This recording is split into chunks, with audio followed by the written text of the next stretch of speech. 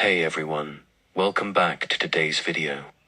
Today, we're going to check out this very interesting video, and hopefully, you'll learn something new along the way. Let's dive right in. Don't forget to leave a like, subscribe, and share your thoughts in the comments. And now, without further ado, let's get into it. April 2016, another successful day trading on the live stream. I was up $4,000 and my students were watching intently, and then came the knock. The kind that makes your heart stop. Through my window, flashlights pierced through the darkness. Police. My past had finally caught up with me. I looked at my friend across the room and told him to hit the ground. And as we laid there in silence, flashlights scanned through the windows, heavy footsteps circled the house, along with the sound of walkie-talkies beeping. On one screen, I was teaching others how to trade and making clean money, but outside my door, my past was here, and it wasn't leaving. I thought about running, but I had a family. I had a daughter, and for the first time in my life, I had built something real. Something that actually helped people instead of hurt them. And the next day, they came back with a warrant. And as they laid me out in handcuffs, I watched as they confiscated my trading computer and repeatedly asked me where the Bitcoin was. But now I was facing 15 years in prison. This isn't just another story about mistakes and consequences. This is a story about what happens when your darkest moment becomes your greatest opportunity. But first, to understand how I ended up here, live streaming my trading session with police beating down my door, we need to go back to when my family had everything, and then lost it all. With which we are watching this market deteriorate. We're red everywhere, essentially. Technology sectors, Apple's under pressure. Stock market is now down 21%. 2008. I was just a kid when I watched my family's world collapse. The financial crisis didn't just take our nice house or our nice cars or force my mom to go back to work. It did something deeper. It taught me my first lesson about money, and that without it, everything can disappear overnight. I still remember asking my dad why this happened to us, how could this happen, and all he ever would say is, money, you wouldn't understand. And he was right, I didn't understand, but I made a promise to myself. I would never be powerless like that again. When teachers asked me what I wanted to be when I grew up, I only had one answer, rich. But that obsession with money, well, it would lead me down a dark path before I found the right way to success. Looking back, I had what most would call the perfect American childhood. I had a beautiful home in the South and two parents who poured everything they had into raising me. My mom, well, she was pure love. The kind of mother who made you believe that you could touch the stars if you just reached high enough. I remember she'd always tell me with bright eyes and a loving voice to shoot for the moon, and even if you miss, you'd land among the stars. She gave up her whole life, her own career and everything to be there for every moment. Every baseball game, every sprained ankle, she was always there. And her unwavering belief in me planted a seed, which was the dangerous confidence that I could achieve anything. And then there was my dad. Where my mom was love and encouragement, he was pure intensity. A corporate salesman who demanded excellence in everything. Second place is just first loser, he'd always say. If I lost a fight at school or wasn't the best athlete on the team, well, I'd better be ready for the consequences at home. And it may sound harsh, but that pressure is what gave me the resilience that I would so desperately need later on in my life. And together they created this perfect bubble for a child to live in. Upper middle class, nice house, good school. I mean, it was the American dream, and I thought things would never change. And then 2008 hit. It wasn't just numbers on a screen or headlines in the news. It was watching my dad's face as he told us we had to leave our home. It was seeing my mom, who'd given up everything to raise me, forced to go back to work. It meant changing schools, moving to the poor side of town, watching everything that my parents had built vanish. And in the blink of an eye, I learned that security, well, it was just an illusion. That everything you think is stable can disappear overnight. But more importantly, I learned something that would drive me for years to come. And that was that in this world, money isn't just currency, it's power. And I was determined to never feel powerless again. That move to the poorer side of town, well, it wasn't just a change of address. It was the beginning of my path down the wrong road. At 12 years old, with both parents now working endless hours to keep us afloat, I found new teachers, the older kids next door. I still remember my first hit of weed behind that new house, and it marked the moment that everything shifted. It wasn't even about getting high. I was too young to even want that, but it was more about feeling in control of something. By the 8th grade, I'd figured out my first business model. And that was that selling weed meant I could smoke it for free. Simple economics, right? But that simple start spiraled into something much darker. Fights became routine, multiple arrests for possession, public intoxication. It was first weed and then it led to pills. Xanax took over, and with it went chunks of my memory. Entire years lost to a haze that I still can't fully piece together. And looking back, it's a miracle that I even survived, because I watched my friends get locked up, I watched people die from overdoses, and some people just disappear into their addictions. And every single time that I got arrested, I would see the pain in my mother's eyes, and I would always remember her words about shooting for the stars. And by the time that I was 19, I knew that I had to escape. California seemed like the answer. A fresh start, grow a legal weed farm. It was ironic because I was trying to go legitimate in the same business that had started my downfall, but around the same time, something else caught my eye, which was crypto. I first learned about it from guys using it for darknet transactions like the Silk Road. Documents say Silk Road sold $1.2 billion worth of drugs and illegal services. Silk Road has been shut down. It doesn't mean that this concept is going to go away very easily. Payment system is all through bitcoins, which is basically digital currency, not backed up by any international banks, not backed up by any US banks, but simply based on the confidence of the users who exchange these bitcoins computer to computer. So I started buying Bitcoin with cash in person using something called local Bitcoin. I don't even know if that's still a thing, but there was something once where you could either Western Union people money or buy Bitcoin with cash, and that's what I used. And I didn't know it then, but this was the first step that I had towards trading, even if I was approaching it from the wrong decision. Now, California seemed like my salvation, a fresh start, 3,000 miles from all the mistakes that I'd ever made. But I quickly learned that starting over just isn't as simple as changing your zip code. I landed there with no connections, no plans, nothing but some ignorant determination and an aspiration to break into the legal weed business. My strategy was pretty simple. I would just scroll through Craigslist ads to find grow equipment for sale, meet strangers in parking lots to buy it, and then try to network my way into the business by doing literally anything to get my foot into the door. It was desperate and it was reckless, but I had no other option. So I started driving weed around for growers, or started trimming or doing all these random things just to meet people. And then finally I met an OG grower who was willing to teach me the game. He didn't offer me money, but he offered me something far more valuable, which was knowledge. And in this business, yes, that was worth way more than money. So I spent most of my days alone, working my hands raw in the California sun. I remember dragging smart pots, which are these canvas pots that you use to grow weed outside. And I remember dragging them so much my knuckles, even with gloves, were just raw. But it didn't matter because for the first time in my life, I was building something real, something legitimate, my own farm, my own operation. And while it wasn't glamorous, yeah, most days I was covered in dirt, working from sunrise to sunset in the 100-degree heat, but it was honest work. And I thought I'd finally found my path. I did this for a couple years and I thought, I've got it all figured out. This is my career. I ended up with my own farm and my own operation, and then one night, everything changed. I was in my room playing Call of Duty, the same mindless routine that I'd fallen into after all the long days in the field, and my girlfriend at the time walked in with a look on her face that says, this isn't gonna be a casual conversation. I told her, hold on, just let me finish this match. And she cut me off by saying, I'm pregnant. And from that moment, my entire world shifted. The farm, the fresh start, all my plans, suddenly none of it really seemed big enough for what was coming, because I was going to be a father. 2017, the dangers of my lifestyle felt much more real after my daughter was born. All the stories about local farmers either getting robbed or even killed, it just had me nonstop thinking of how the hell do I get out of this business? Every single noise in the night, every play that I had to go out and make, it all created this new level of anxiety now that I had a child. And while I knew I needed out, I had no idea how I was gonna walk out of this business that I'd poured everything into. I mean, I'd done everything for years to build this. But the other farmers, they kept talking about crypto. And these guys, what they were doing was they were making money on the dark web, using Bitcoin and Monero for all their transactions. And while this didn't really excite me or interest me because I wanted to get out of things, what it did do was kept reminding me of crypto. It kept reminding me to keep buying more crypto, to keep learning more about crypto, because at this time, it's the only thing I knew. I didn't have any skills. I didn't have any job experience. I didn't want to go get a normal job. I wanted to do things on my own. And even though my money was thin, because everything I had was tied up in this farm waiting for harvest, and maybe it was depression, maybe it was intuition, I don't know, but I took all of the cash that I had other than money for living expenses, and I just put it all into crypto, because I knew that I needed to do this if I had any chance of it making money for me. And at this point, crypto had started to move up a little bit, but all of them kept saying that, this is gonna be huge, it's the next big thing, this is the new money. And then it happened. It actually happened, this 2017 crypto bull run. Suddenly, overnight, I was rich, well over a couple of months. But this was the kind of rich that I had dreamed about since I watched my family lose everything in 2008. And I called my family, I told everybody said, you need to sell it, you gotta get out of this, you be smart, invest it. And I said, I'm not just gonna sit on this. I wanna learn how to grow it. And that's how I got into trading.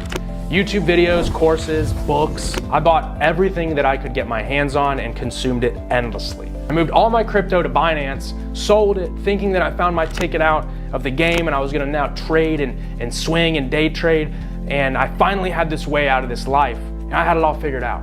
I had no idea how wrong I was, or how much money I would have to lose over the next couple of years before learning how to trade. So in early 2018, I had it all figured out, and I made what seemed like the responsible choice, moving back east to be closer with my family. I mean, after all, my daughter deserved to grow up around her grandparents and her family, and I convinced myself that I could juggle it all. You know, transition out of the weed game, become this master day trader, be a present father, seemed easy, right?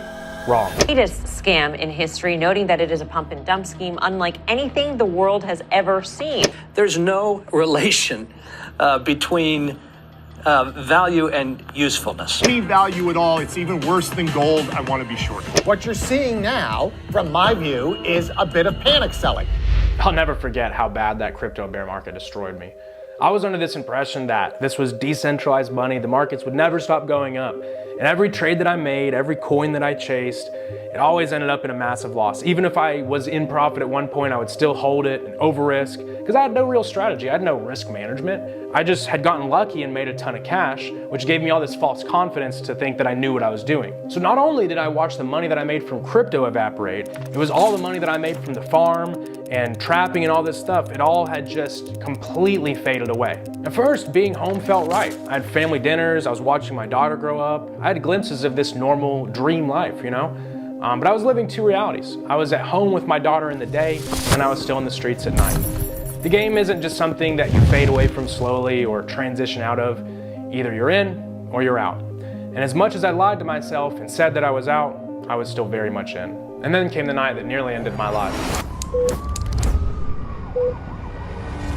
I was set up and robbed by people that I had once called brothers. And I wasn't prepared for this, so I didn't have any way to defend myself, and they held me at gunpoint, zip-tied me, beat me within an inch of my life to get what they wanted. You see, whenever you're in this life, money makes you a target, and there's no such thing as brotherhood. I didn't understand that because I was too naive, but they left me there, blood pooling on the floor, ears ringing, barely conscious, with the door laying on the ground from where they'd kicked it off the hinges. You know that saying, when it rains, it pours? Well, it was definitely pouring, because shortly after, I got arrested for possession of marijuana with intent to resell. This wasn't even about me at this point. One more beating, one more arrest, and my daughter might grow up without a father. I had to get out of the game completely. I had to give it up. So I knew I needed a legitimate job, but my resume was pretty much blank. I was 22, had no prior experience, no references, just a bunch of past and mistakes that I was trying to escape. And that's when I remembered my dad's constant advice over the years. If you just gave your all into sales instead of this business, you'd do great. And I remember him always saying that. So scrolling through Indeed looking for jobs one night, I saw it. Solar sales, make 6 figures per year. And this listing made it sound like some golden career, like I was gonna start this grand corporate career. But the reality was, it was a position for a door-to-door appointment setter where I would trudge through neighborhoods in the rain, getting doors slammed in my face all day long. And every single door shutting was a reminder that I didn't belong in the real world, that I should just go back to selling drugs like I was good at. But something inside me didn't want to quit. So I started devouring sales books. In between knocking doors, I'd listen to podcasts, and I would sit there and even practice my pitch in the mirror. It was the same way that I did with trading, but my heart wasn't in it. And all I could think about was trading because I hated this so much. I remember sitting and scrolling charts on my phone and entering positions that I shouldn't have even been in while I was trying to walk and knock doors, because that's all I wanted to do. So I couldn't get it. I would set some appointments and get through some doors, but then they would never sell. So I was pretty much ready to quit, and I asked my boss what I should do. And that day, he taught me more about sales than any other education, amount of books that I had read in just a couple of minutes. And what he said was that all sales is helping a person understand their needs and then connecting to them on an emotional level. And that you have to be personal. You can't be a salesman. You can't feel like a salesman, because then it's salesy. No one likes to be sold. So I completely redid my pitch and started thinking differently about the way to connect with people and just be genuine. I didn't want to overthink it and be this, hey there, how you doing today? You know, I had to redo everything. And shocker, suddenly everything started to work. Not only was I getting in the door more, I was actually setting deals that were closing. So then I wanted to get promoted to closer. I told them, I don't want to just keep knocking doors. I was the best setter in the entire company, not just my office. And at this point, they knew they had to promote me. Now, within months, not only was I leading the office in sales, but I was breaking company records. Now I had money to fuel my trading again, and I deposited every spare dollar into my account in an attempt to get rich like I had before. And it was this vicious cycle: make money in sales, deposit in a trading account, blow account, repeat. And the same drive that had pushed me in my past life was now fueling real career success. I was climbing the corporate ladder so quickly, I started thinking, why not just start my own company? Genius, right? So I broke off, researched how to start an LLC, and Blue Ridge Solar was born. The early days of my company showed extreme promise. I was making sales and I was doing well in terms of execution, but what I didn't understand about legitimate business came back to bite me. I didn't plan properly, I didn't know what I was doing, solar laws changed in North Carolina, the contracts fell through, and just like that, another one of my dreams had crashed and burned.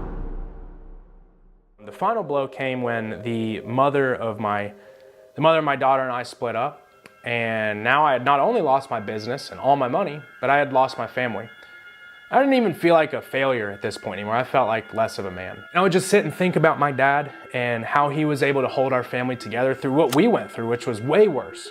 And he kept his dignity and he was a great man. But me, well, I was just watching everything in my life completely unravel. And then something just snapped at me. All the pain of failure, it all twisted into this dangerous kind of determination. I convinced myself that going bigger in the game was the only way to ever get the money that I needed in order to trade in the big leagues. So this wasn't even about survival anymore. It was about making so much money that I never needed the trap again. And I dove in head first. But this time was different. The risks I was taking were massive. Every single move was bigger than anything that I'd ever tried before. I risked everything on every trip, everything that I was doing, and I justified it all. I said one more big run, and then I'd pour all the money into my trading account and break free from the trap forever. That was just a lie that I told myself. The truth was, I was addicted to the lie. I became that guy that was in the clubs. I was throwing money, living life like Grand Theft Auto. I was that cool guy that everybody wanted to be around. Drugs, drinks, girls. It was just a big blur of fake happiness. I risked my life every single day at this point, and I was way past the point of no return. And then 2020 hit, and this is where everything exploded. The cops started raiding everyone under me, one by one, and the rumor was that I was this target of some massive investigation that they really wanted. And I knew that when your own people start turning, the walls close in fast. So I booked a one-way flight to the only place I knew, California. I've always tried to find the silver lining in things, so I looked at this like the best opportunity to finally master the markets. I rented this place and bought a trading setup. I didn't even get any other furniture. I just had my bed and my desk. And the markets became my entire world. Because at this point, it was the only shot I had at cleaning things up. And by this point, I was finally making some money trading, but I was boom or bust. I had massive wins, but they would be followed by equally or worse massive losses. The same aggressive mindset that got me in trouble was now getting me in trouble in the markets. And then one night, mindlessly scrolling through Snapchat, I saw it like it was a sign from God. There was this ad for Playbit, which was a trading Discord. And looking back, it was almost destiny. Here I was hiding out in California, seeing an ad from a major weed influencer, but instead of weed, it was trading. I had never even heard of Discord communities, and I had no idea that this world existed. And I'd bought many courses, but something about this, it just felt different. This wasn't just some course or get-rich-quick scheme. This was a real community, real traders that were sharing knowledge and value. I mean, it was a real brotherhood. I could see from the Snapchat stories, there were people in the chats, everybody was making money. So I messaged them immediately. If I could somehow dodge prison and dodge this investigation, if I got one more chance at life, I knew that trading had to be my way out. And little did I know, this wasn't just another fresh start. This was where everything would finally change. I remember whenever I joined Playbit in 2020, I thought I already knew how to trade. The reality was that I was just a gambler who had big enough balls to take risks. And sure, I could spot a bull flag or an ascending triangle and sometimes make money, but it was just pure luck combined with this dangerous level of risk and confidence that I shouldn't have even had. I didn't understand position sizing, risk management. I didn't even understand what probabilities were. And this is why I'd blown through hundreds of thousands of dollars over the years, mistaking luck as a skill, having false confidence, and continuously repeating this cycle over and over and over again. Being one of Playbit's first members turned out to be a blessing. It was small, tight-knit, it was nothing like the massive communities you see today. And for the first time in my life, I was surrounded by people who were making serious money without having to look over their shoulders or do illegal stuff. There was no trap phones, no running around making plays, no endless paranoia. These traders were pulling in more money than I'd ever seen in the trap, but they did it from their computers drinking coffee and listening to lo-fi instead of working a scale all night long and running around the streets. These guys were making six figures in a single week, some of them in a single trade, and they were doing it legally. They weren't worried about getting raided or robbed. I mean, their biggest concern was managing risk and developing themselves as a person. And under Playboy's guidance, all the years of expensive lessons, every mistake that I'd made, it all started finally making sense. So he completely took me under his wing. He answered any question, no matter how stupid or basic it was, and he made sure that I knew what I was doing in order to make money. Now, the most important thing that he helped me understand, which is crazy that I didn't know, is that you don't have to get good enough to be right every time. It's not about being right every time, it's about being right over time and executing consistently no matter if you win or lose, and you have to have confidence in what you're doing. But all those times that I'd blown up at this point, they weren't just losses anymore. This was all the tuition that I had paid to lessons that I previously didn't understand, but now it was all coming together. And for the first time, I wasn't just throwing money at the market hoping for a win or getting lucky. I was conducting myself like a professional, one trade at a time, managing risk, and that same drive that had pushed me in the game was now pushing me into something legit. And it was actually working. And very quickly I started seeing real results. By December 2020, only a couple months after joining, I nearly had doubled my account. But this wasn't like my previous lucky wins. Instead of gambling it all back or blowing up, I was able to steadily grow it. Every single trade that I took was calculated, every position was sized properly, and for the first time, I was actually building wealth and trading correctly instead of just playing the lottery. Even with this constant shadow of impending doom hanging over me, I remember the late nights watching the charts in the Crypto Vibes voice chat with all my new friends.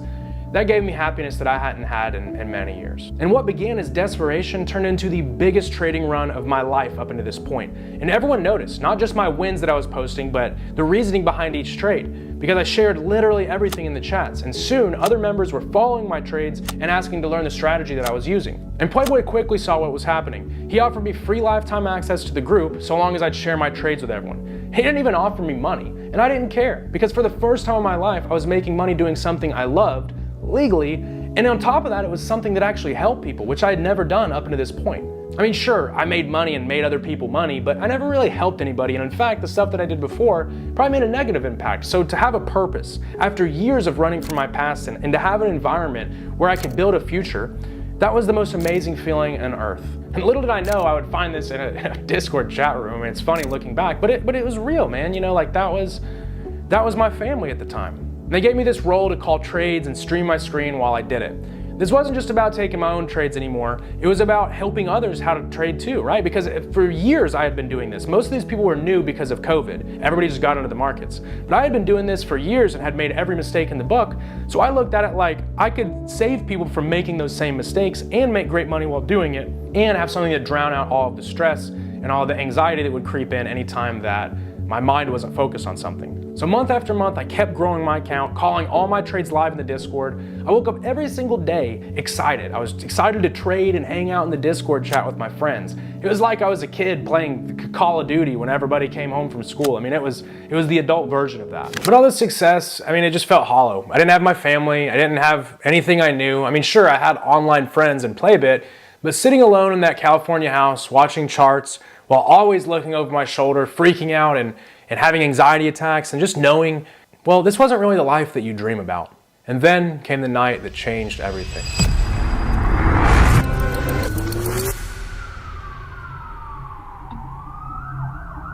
I was in the middle of a stream, recapping trades with my group, when that banging started. And I mean, it was the heavy and fast knocks that make your whole stomach drop. Flashlights started coming through the window, and my heart dropped. It was the cops. So I whispered to my friend who was across the room, and I told him, hit the ground. I muted my Discord mic, I shut my laptop, and we laid there in silence for what seemed like a fucking lifetime. I can still remember the wood floor was cold pressed against my face, and all the sounds of walkie-talkies beeping and all the cops walking around the house. But after a few minutes, I realized they didn't have a warrant yet, or they would kick the door down. So we just had to wait it out. And those minutes that we were waiting, it felt like an eternity. So finally they left, and I told my friend to get out of here.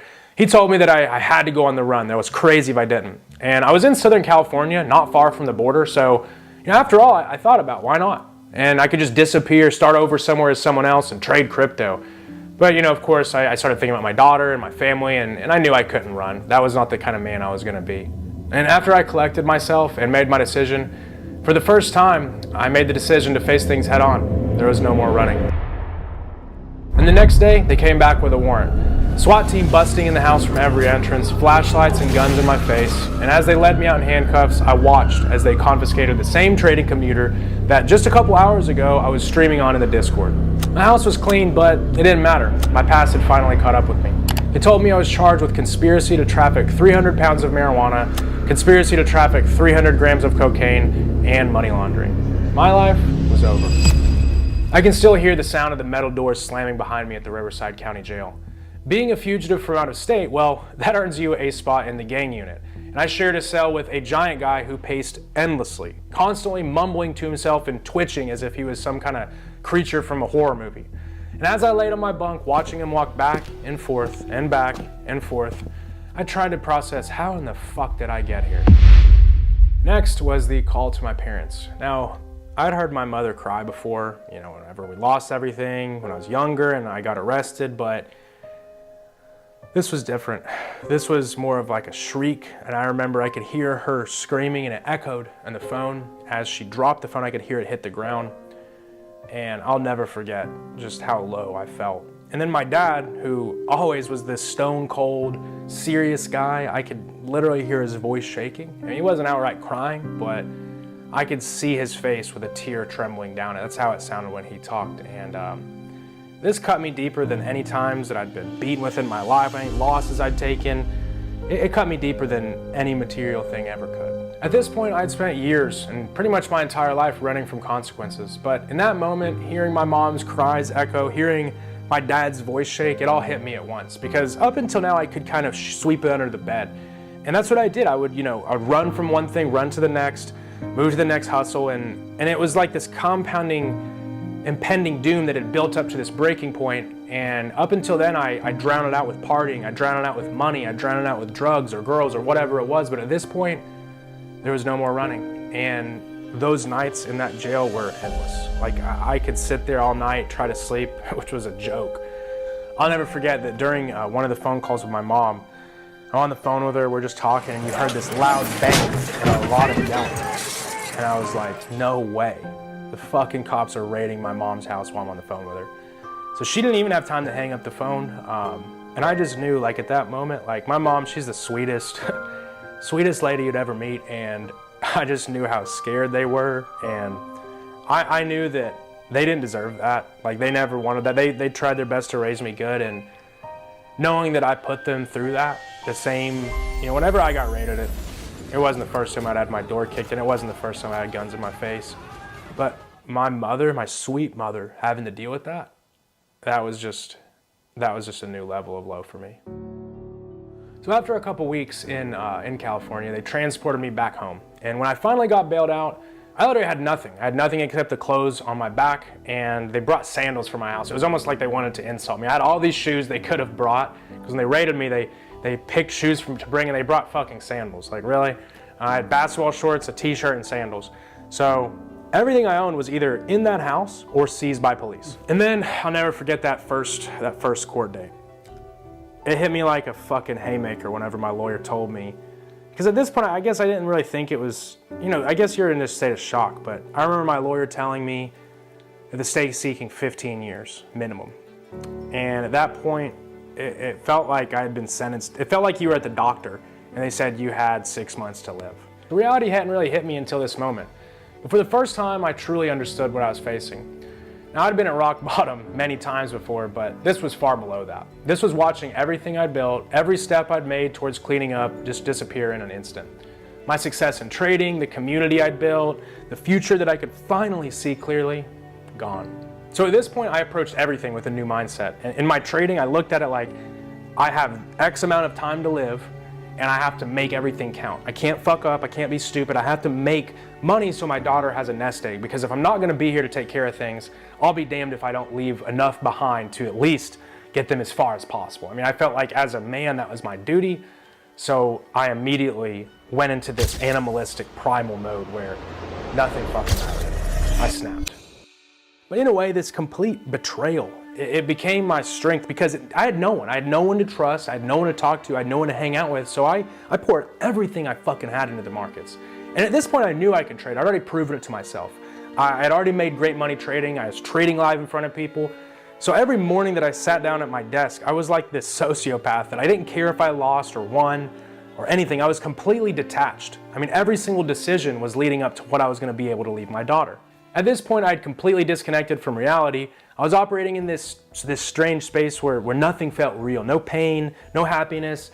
I felt like I was a ghost. I felt like nothing was real. I didn't have any emotions, right? And oddly, this detachment made me a much better trader because I didn't have any fear. I didn't care. I knew that it was over for me. That's how I literally looked at it. And when you don't have any emotional attachment to money, you don't make a lot of the mistakes that you'd usually make because trading isn't as hard as you think. It's more so handling yourself. And then I'll never forget this girl, she walked into my life and she was different from anyone I'd ever met. She didn't have any tattoos. She didn't have the party lifestyle. She had a college degree and she had a promising career ahead of her. And for the first time in my life, a woman was interested in me for who I was and not what I could provide or the lifestyle that I lived. And she knew everything. She knew the charges, she knew the potential prison time, she knew all of it. And for whatever reason, or whatever she saw in me, she still stayed.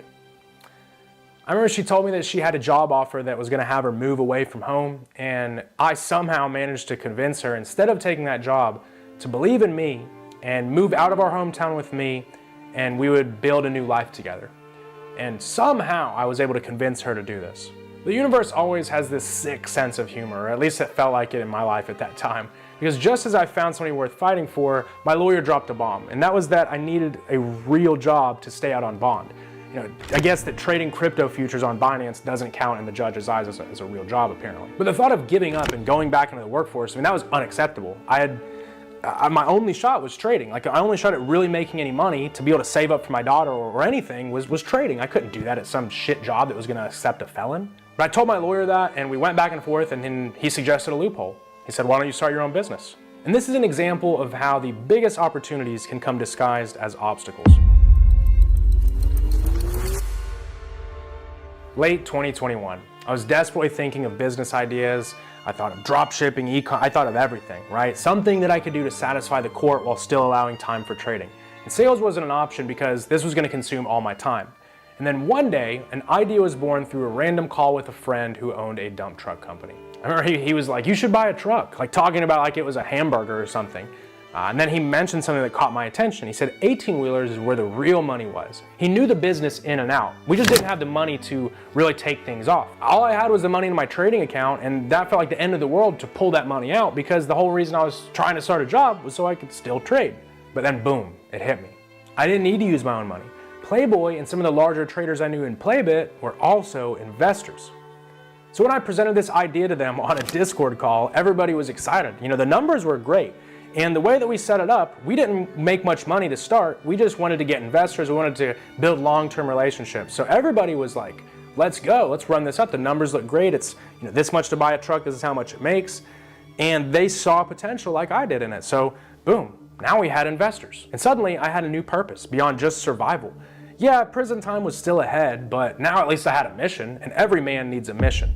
And with this, I finally had a way to prove to the courts that I was building something real and that I wasn't in the drug business. And now I had some hope. And this partnership with Holix, I mean, it felt like it was meant to be. My friend gave me equity in this company and we immediately hit the ground running. This wasn't just buying trucks and collecting checks. I mean, we were building a full service trucking business. Everything from purchasing and repairing the trucks to finding the freight to everything you can think of that goes into running a trucking company, and it's a lot. And the growth was explosive. We did amazing. One truck became 5, and then 11, and this all happened in 3 months. So watching the fleet grow while my trading was hitting new highs, I finally felt alive again. I felt happy. I felt like I was building something. But short-term success is a great wallpaper. And with the right wallpaper, you never know how many holes there are until you lean into them. In our eagerness to grow, we had made a crucial mistake. We were thinking long-term, charging rates that would build relationships rather than making money off the bat. And on paper, this looks smart, right? Sacrifice the margins now for sustainable growth later. What we didn't count on was the cash flow nightmares that this would create. So we started covering expenses for trucks up front, waiting for our investors to pay us back. And then, every truck, it costs thousands in insurance, thousands in maintenance, operating expenses. And a few delayed payments are manageable. But as our fleet grew, well, those delays started compounding. I'll never forget the day that this started the beginning of the end, which was December 16th, 2021. We had a massive insurance payment that came out just as our factoring company was late on paying us. And I remember seeing the bank account at negative $40-something thousand. I didn't even know that was possible. That was the beginning of the end of Holix. So once again, just when I thought I was out, just when I thought I built something good, blew up in my face. After this followed a spiral of death chaos that would have been comical. Like, it is comical looking back on now.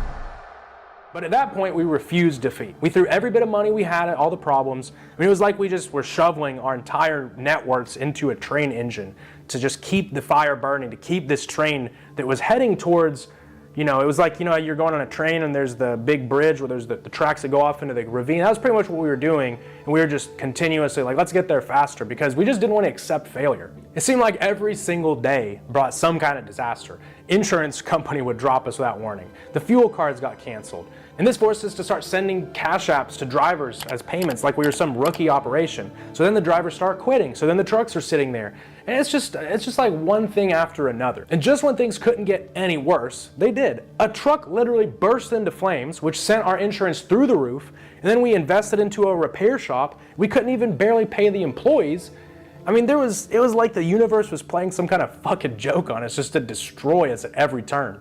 And then came the final blow. The war in Ukraine sent oil prices skyrocketing. Gas prices reached a record high for the second consecutive day. And also the stock market. So what does it all mean for you? And our already razor-thin margins were completely gone.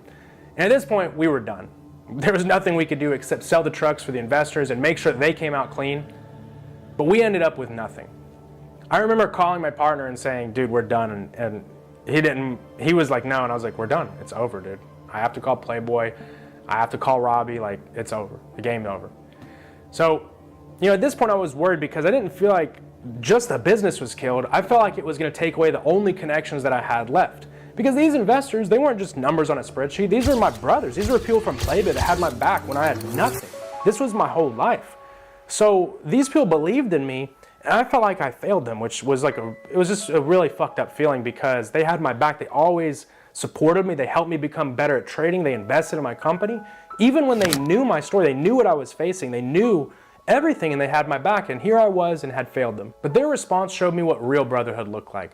When I helped Playboy and Robbie and Glacier sell their trucks, making sure they got their money back, they never once blamed me. They never once looked at it like I was a failure.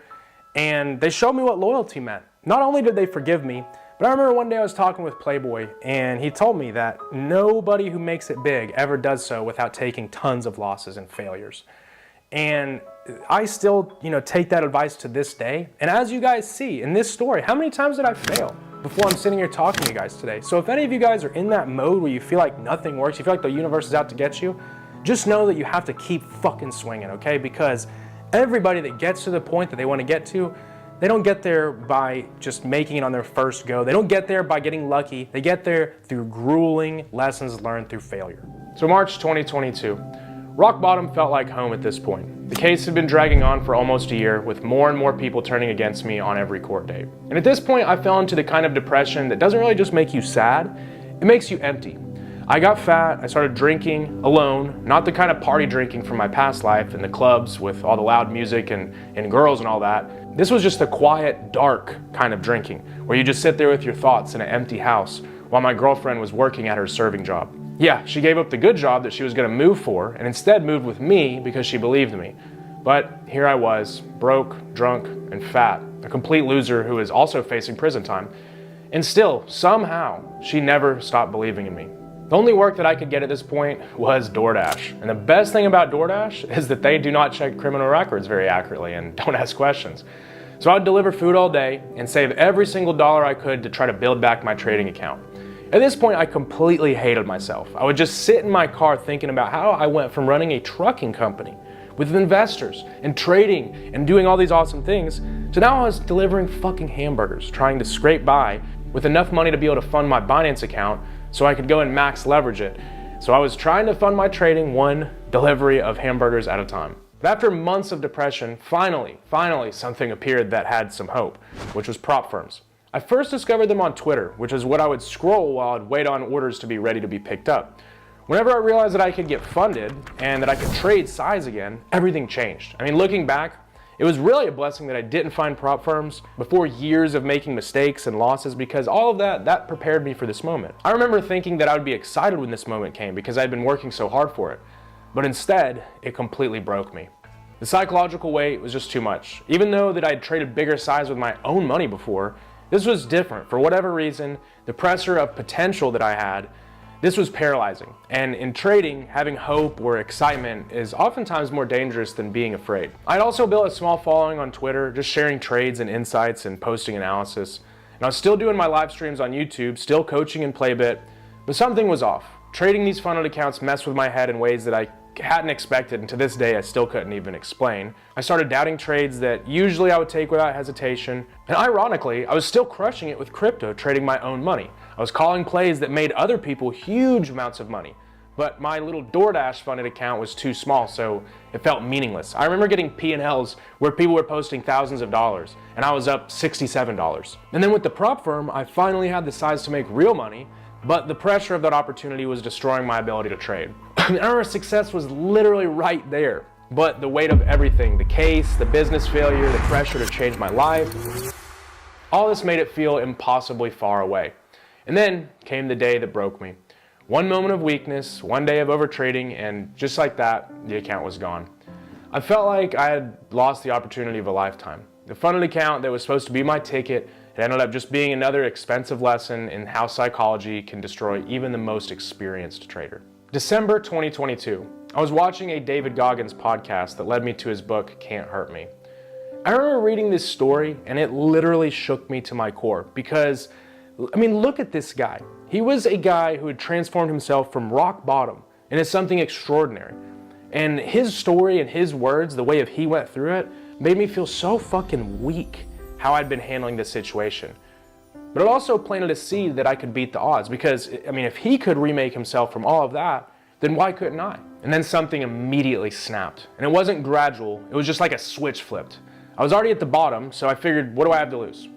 The reality hit, and it was that if I was going to somehow survive this, if I had any hope to being a father to my daughter, if I had any hope to being the man I needed to be, or being free, or any of this, or living a normal life, there was gonna be no half-assing. I had to go all in, and at least if I failed, I know that I tried. I knew that I gave everything that I fucking had. So at 5:30 the next morning, my fat ass was stumbling down the street in a sauna suit. I couldn't even run a half mile.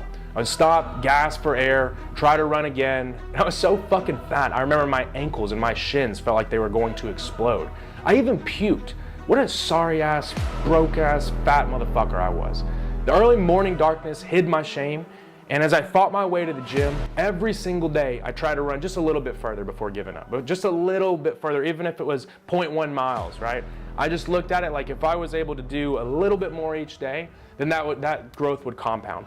I was meditating, journaling, fasting. I was even doing cold plunges at 38 degrees, trying to submerge myself. I mean, I just wanted to put myself through so much pain that gave me some kind of confidence to know that I could get through whatever, because I felt like I was a gladiator prepping for war at this point. And this wasn't even about getting in shape. This was about completely dismantling who I used to be and building something new from the ground up. The old me, well, he was a failure. The old me had ended up fat, drunk, and hopeless. The old me, I wasn't strong enough to face what was coming, so I had to become somebody else. My Twitter followers in early 2023 watched this transformation in real time. They saw the 5:30 a.m. posts, they saw the 75 hard, they saw me posting all the daily motivation. But what they couldn't see was the war that was going on inside. And this was the complete reconstruction of a man who'd hit bottom and was relentlessly escaping reality. And I had all these people looking up to me, and I used these posts as a way to hold myself accountable because I knew that if I posted it every day, that there would be people expecting me to post that I was out at 5:30, to post that I was up, to post that I was doing what I said I was gonna do. So I looked at that as the ultimate form of accountability. And over the next few months, I completely transformed. I lost 50 pounds by running myself to death every single day. I quit weed cold turkey after, at this point, 10 years of daily use. I started cooking all my meals at home, tracking every calorie. I mean, I was living like I was an athlete prepping for a marathon. And every single small win built some confidence. Every extra mile, every pound that I lost, every day that I fasted, all these crazy things, it was just proof to me that you could reshape who you were if you really wanted to. But while I was rebuilding myself, my legal situation, well, it wasn't going well.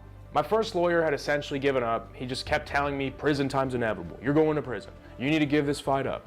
And he'd barely filed any motions. He showed no interest in actually fighting the case. And it was pretty clear that he just wanted me to plead out and go to jail so he could be done with it. And then something changed. My trading finally started to click again. And after blowing that first funded account, I had regrouped, learned from my mistakes, and finally started seeing consistent payouts from new prop firms. And finally, I had enough money to take control of my defense. So at my next court date, well, I walked in with a different kind of energy.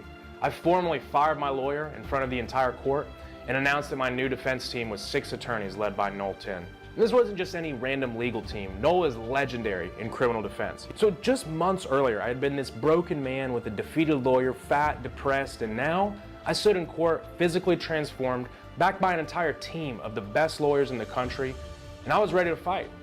For the first time since my arrest, I wasn't just hoping or praying or waiting for mercy or some miracle. I was prepared for fucking war.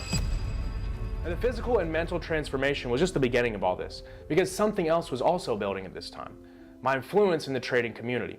After months of daily streams and taking trades live and posting on Twitter, I'd grown a small following now, far outside of Playbit, which was about 2,000 subscribers.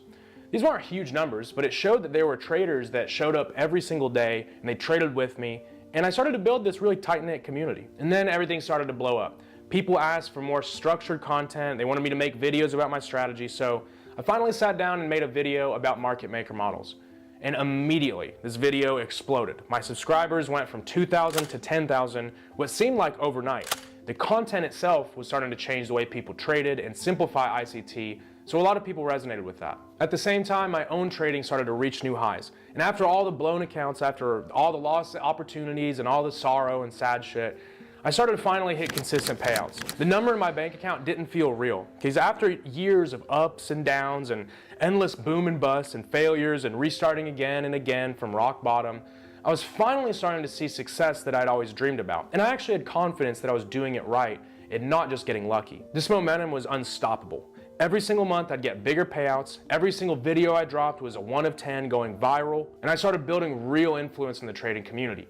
I mean, at this point, it was like everything that I touched in my life turned to gold. And the fat loser who was running in a sauna suit at dawn had now transformed into someone else entirely. The broke trader doing DoorDash had now become a voice in the trading community. And the man facing prison, well, now he wasn't going down without the fight of his fucking life. And because of this, my channel exploded to 50,000 subscribers, and it was growing fast. I was getting like 10,000 subs every single month.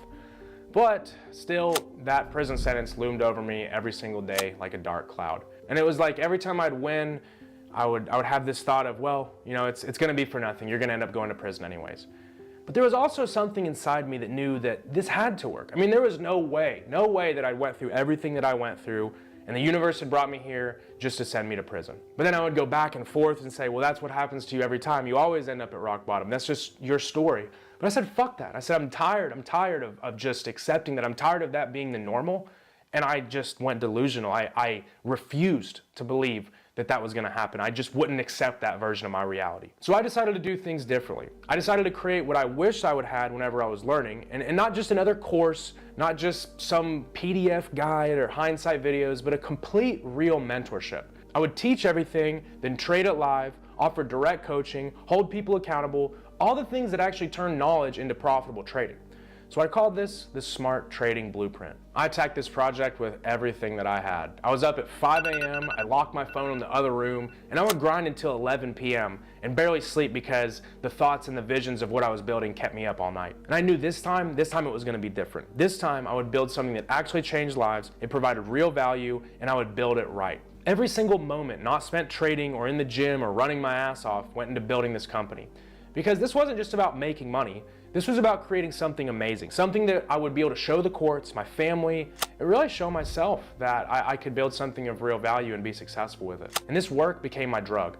Because any time that thoughts of prison or anxiety crept in, I would just bury them and drown it out in more work, more planning, more building. I remember I would sit there and I would literally visualize my old self dying. The drugs, the kingpin life, the constant running and stress. I took every step possible to brainwash myself and create a reality where success was the only way. And then came the call that changed everything. I'll never forget this day. Me and my girl were in this high-rise New York hotel called the Dominique. We were eating breakfast in the room. They got delivered by room service. And we were just laughing, having a great time, just thankful for the success I was having. And then I remember my lawyer's name popping up on my phone because it was on the table. And my heart immediately stopped because these calls usually had only brought varying degrees of bad news. It was, you know, I got an 8-year deal instead of 15 at this point. That was the best news that I got. And the negotiations usually went nowhere, or more people had turned on me, or some other new problem was arising. That's usually what these calls were. And with the trial date looming ahead, with a potential 30-year sentence hanging, every single time my lawyer called, it was like a shot of a lightning rod of anxiety. Because at this point, my trial date was only 3 months away. So what that means is, if I didn't take a deal in those next 3 months, I would have to go to trial and fight in front of a jury, and if I lost, I would get the minimum mandatory, which for those charges was 30+ years. But I answered the phone finally, and it felt like it was an eternity when I would always say, "Hello, what's up, Noel?" And he'd always be in a great mood. It's funny how lawyers are, you know, they're not facing their life in prison. They'd be like, "Hey man, how you doing?" I was just like, "I'm good, tell me, what's up?" And he said, "Well, good news, we did it. You're not going to prison." And I mean, I immediately just like, I remember my girlfriend screaming. Like she just let out this scream. Like it was almost like if you couldn't hear, or if you didn't know she was happy, you'd think that she had been stabbed or something. And she burst into tears and got up and came in there running, just jumping up and down. Like I'll never forget that. And I was speechless. I didn't even say anything. And I think he kind of knew, because he didn't even say, you know, "Are you there?" You know, even when I was a kid, when I'd had successes with the trap, or I'd have successes with trading, or when I had success with business, none of that ever really felt real, because all those times from what I was doing when I was younger to when I was making success or having success during the case, it all came with this like feeling of that it was for nothing. I always felt like there was something coming after me, there was something over my shoulder, and all this was my fault. I want to be clear, all that was my fault. I'm responsible for that. Nobody put that on me.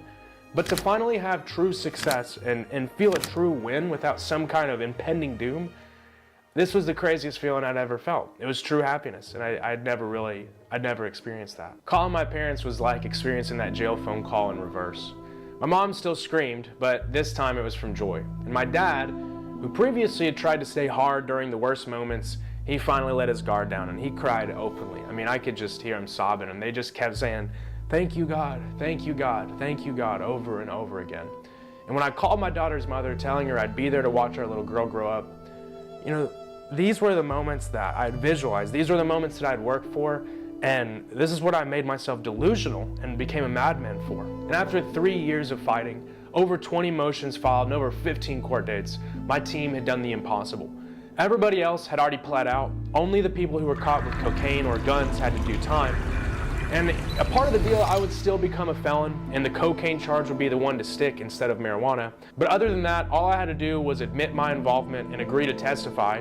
But there was nobody to testify on because they'd already pled out. I mean, in a kingpin case, you are the only person that people want. Everybody wants to testify against you. You are the main target. And since everybody had already pled, it didn't matter that I agreed to testify. There's nobody to plead on. And finally, everything aligned. STB was taking off massively, my students were finding success, my trading was reaching new heights, and most importantly, I was going to be free. The judge set a date a few months out for me to plead to the lesser charge, and 6 years probation and a felony record was the price, which is a small price to pay for a second shot at life after everything that I'd been through. And looking back, I genuinely believe that the reason that played out the way that I did is because I believed, because I had hope.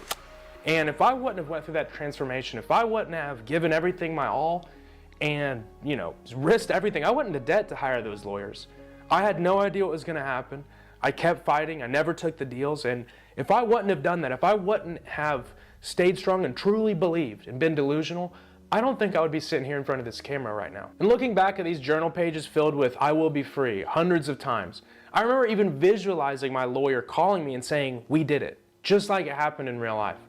It felt like the universe had confirmed something that I'd always known deep down, and despite all my mistakes, I knew I was meant for something better. I even thought that whenever I had made all the mistakes I had. I never did people wrong, I never hurt anybody directly.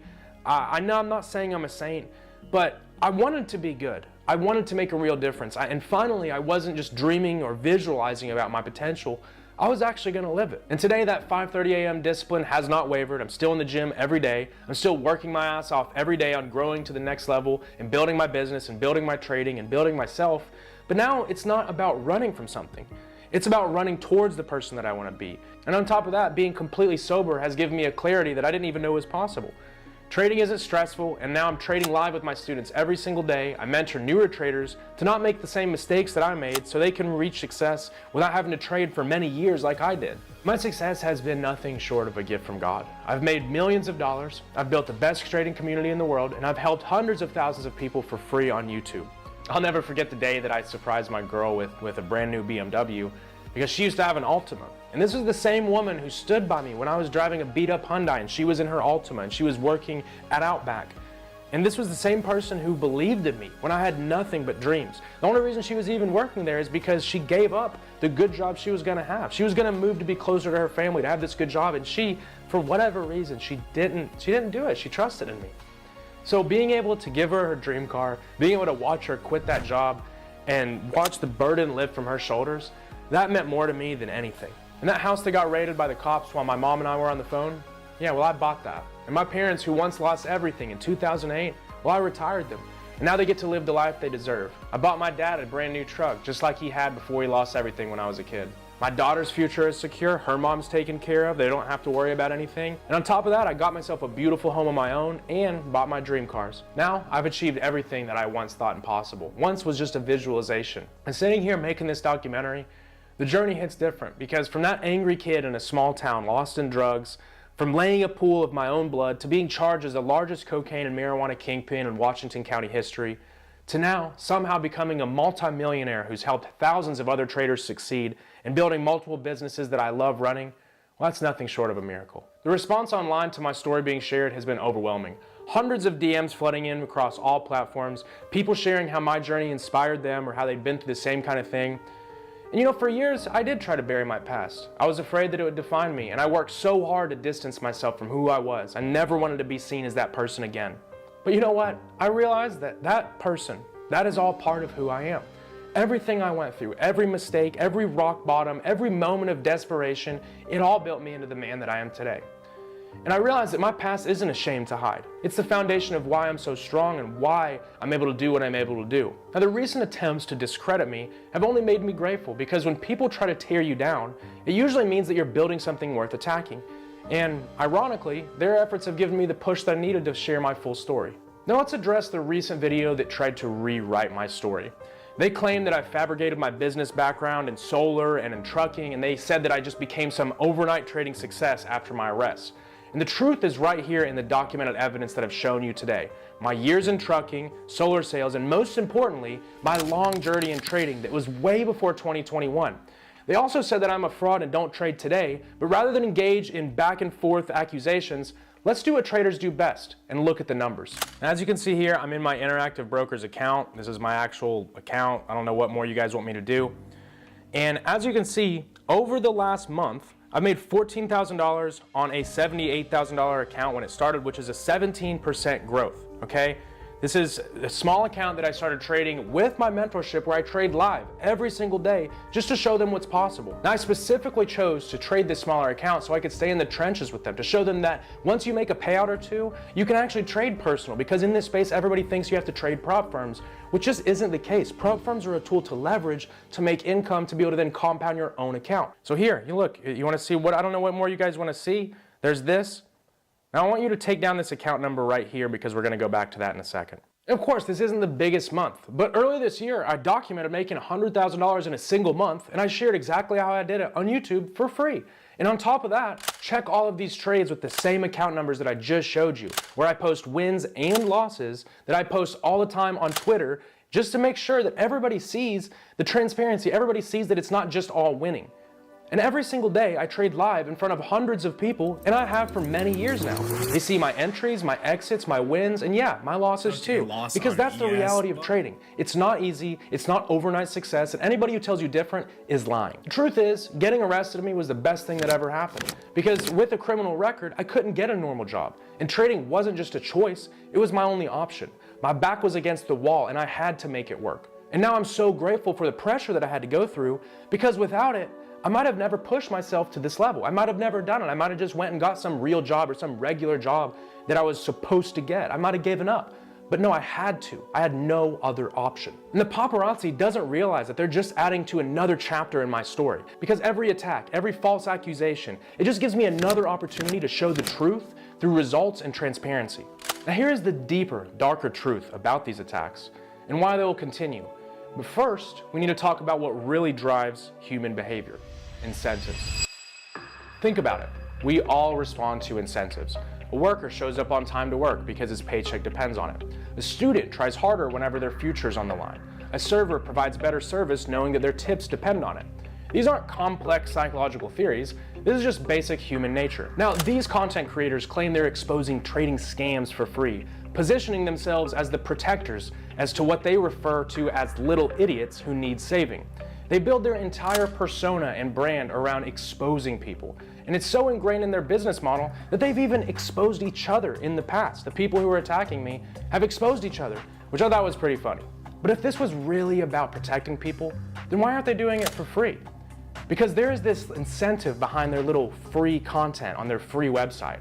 Their entire business model relies on funneling viewers to their website, which is loaded with affiliate links to prop firms. And in case you didn't know already, prop firms make money whenever traders fail their challenges.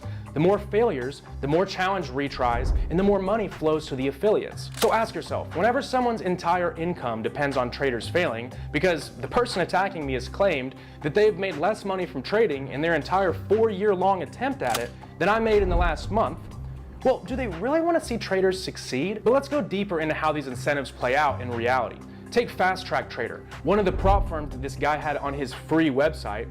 Well, this firm disappeared overnight with millions of dollars in people's money. And I warned traders of this firm months before the collapse. Even more disturbing is their flagship prop firm that they promote on almost every single video and all over their website, which is their main source of affiliate income. Well, there have been pictures posted of private messages allegedly showing that their CEO of this prop firm was negotiating with a trading bot provider.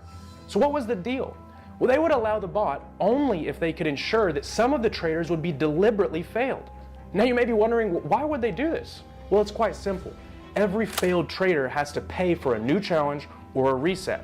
And more failures mean more challenge fees. And more challenge fees mean more profits for the prop firm and their affiliates. It is an artfully designed machine where everyone profits from traders' failure. And this is the dark reality of how incentives actually work. The same people who claim to protect traders are steering them towards firms designed to make them fail. The prop firms themselves are already incentivized to work against their own customers' success, and it's not even personal, it's just business.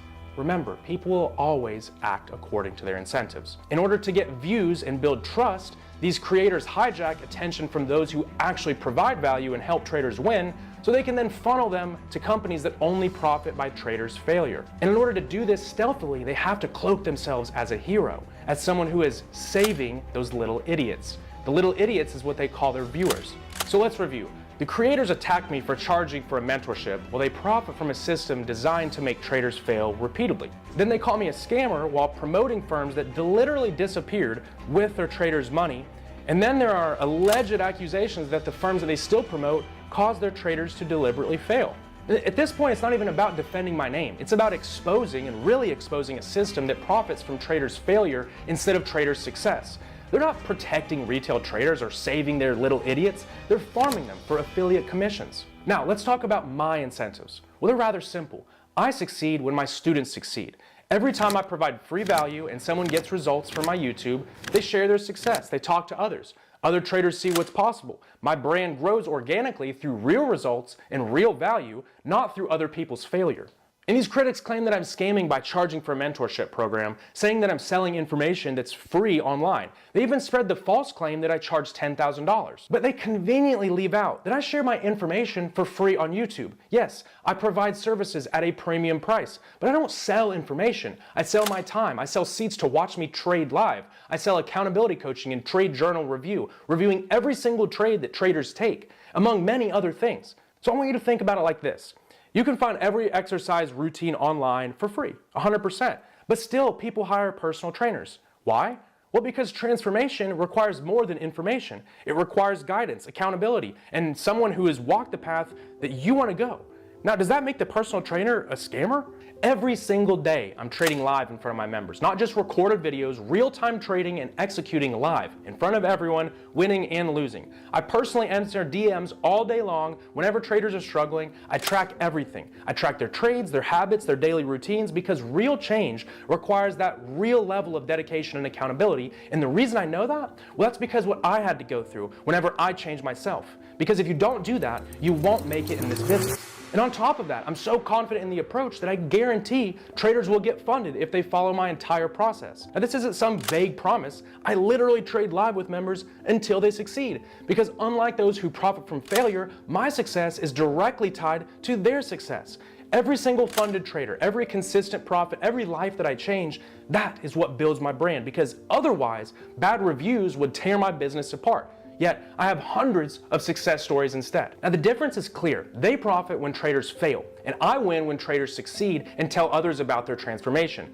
They farm failure, I push for success. Now let's talk about the real results. Not just marketing or promises, but documented transformations. Now some of our best students have had insane results. Take Jaden, who's pulled over $200,000 in profits in just 6 months and became one of TopStep's top 100 traders. Or Jasmine, celebrating a $33,000 payout and making it on TopStep's leaderboard.